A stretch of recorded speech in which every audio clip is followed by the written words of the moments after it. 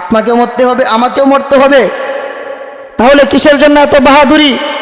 যারা বাহাদুরি করেছিল তারা কেউ টিকতে পারে নাই। সামনে যারা আসবে যদি বাহাদুরি করে আল্লাহর বিরুদ্ধে যদি আইন জারি করতে চাই, তারাও কেউ টিকতে পারবে না বাংলার জমিনে।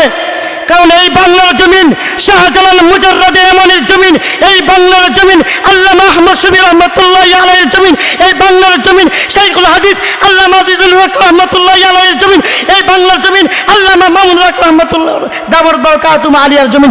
অতএব এই বাংলার জমিনে আল্লাহর আইন চলবে, এই বাংলার জমিনে কোনো তন্ত্রমন্ত্রের আইন চলবে না। এই বাংলাদেশের সংবিধান চলবে কোরআনের আইন দিয়ে, এই বাংলাদেশের সংবিধান চলবে একমাত্র রাসূলুল্লাহ সাল্লাল্লাহু আলাইহি ওয়াসাল্লামের আদর্শ অনুযায়ী। কোনো তন্ত্রমন্ত্রের আইন বাংলাদেশে চলবে না। হে মুসলমান, জাগ্রত হও, ঐক্যবদ্ধ হও। ঠিক যেরকম ভাবে শরীফ উসমান হাদিকে শহীদ করা হয়েছিল, আমি বারে বারে আলোচনা ওনার কথা বলি, ঠিক তদ্রুপভাবে আপনিও যখন কোরআনের কথা বলবেন, ইনসাফের কথা বলবেন, আপনার উপরেও গুলির আঘাত আসতে পারে।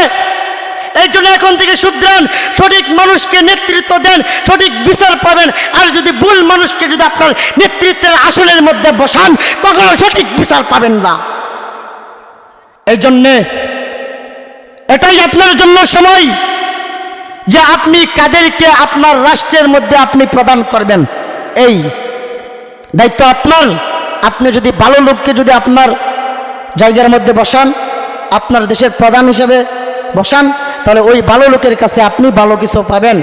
আর যদি ওই জায়গার মধ্যে যদি আপনি যারা ইসলাম বিদ্বেষী, যারা ইসলাম মানে না, তাদেরকে যদি আপনি বসান, তাহলে আপনাকেও তাদের মতো 24-এর আগে যেরকমভাবে আপনি কষ্ট করেছেন, 24-এর আগে যেরকমভাবে বক্তারা মাহফিলের মধ্যে মাহফিল করতে আসতে পারতো না, 24-এর পরেও যদি আপনি যদি সঠিক সরকার যদি আপনি বিচার না করেন, তারপর আপনার অবস্থা এমন হবে।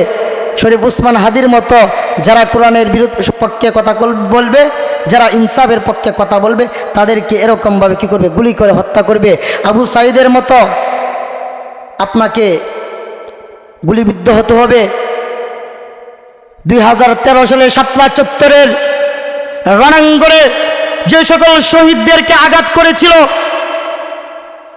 আপনার উপরও এই বিপদ আসতে পারে। এই জন্যে আপনাকে এখন থেকে শুধরাতে হবে যে সঠিকভাবে যারা দেশ চালাবে, সঠিকভাবে যারা দেশের স্বার্থে কাজ করবে, ইসলাম অনুযায়ী কাজ করবে, তাদেরকে আপনি আপনার রাষ্ট্রের চেয়ারের মধ্যে বসান, তাহলে অবশ্যই অবশ্যই সমাজের মধ্যে শান্তি প্রতিষ্ঠা হবে। সমাজের মধ্যে শান্তি প্রতিষ্ঠা হবে। আর যদি আপনি অন্য কাউকে যদি বসান, তাহলে কি হবে না? সমাজের মধ্যে কখনো শান্তি হবে না।